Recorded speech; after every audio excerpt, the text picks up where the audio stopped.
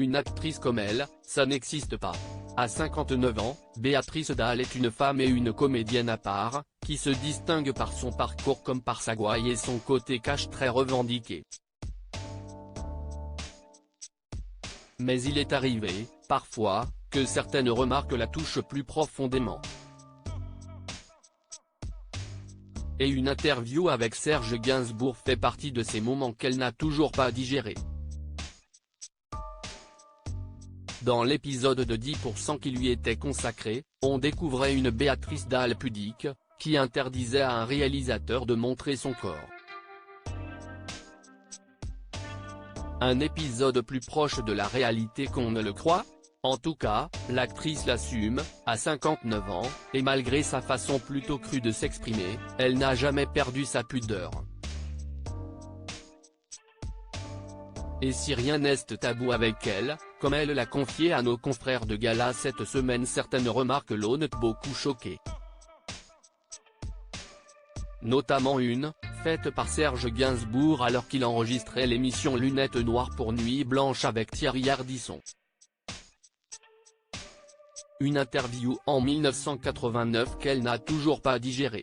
Quand Gainsbourg me dit que j'ai les yeux vicelards, je suis choqué parce que je suis une gamine à l'époque, que je suis tout sauf une allumeuse. Je l'aurais été, je l'aurais assumé.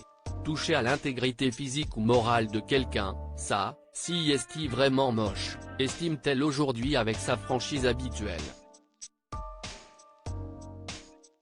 Et pas question de lui parler de certaines scènes qu'elle a acceptées dans ses films, jouer nu ne veut pas dire, pour elle, devoir tout accepter dans la vie. Je suis une grande pudique. Comme je le dis, je ne me suis jamais mise en maillot de bain devant mes potes, alors que je suis à poil dans 37 degrés de le matin. Je n'ai jamais eu honte.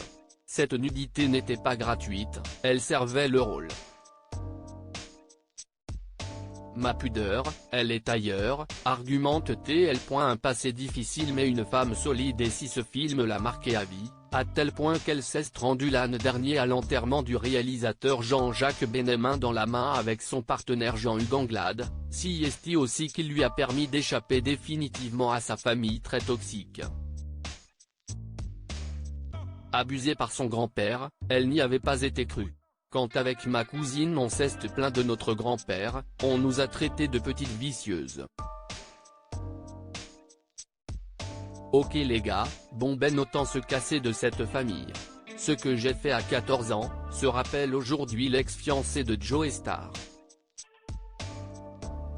Et si elle ne veut pas se considérer comme une victime aujourd'hui, pas question de donner des leçons aux autres femmes. Je ne suis pas indifférente aux autres victimes d'agressions sexuelles. Je comprends qu'on ne réagisse pas comme moi.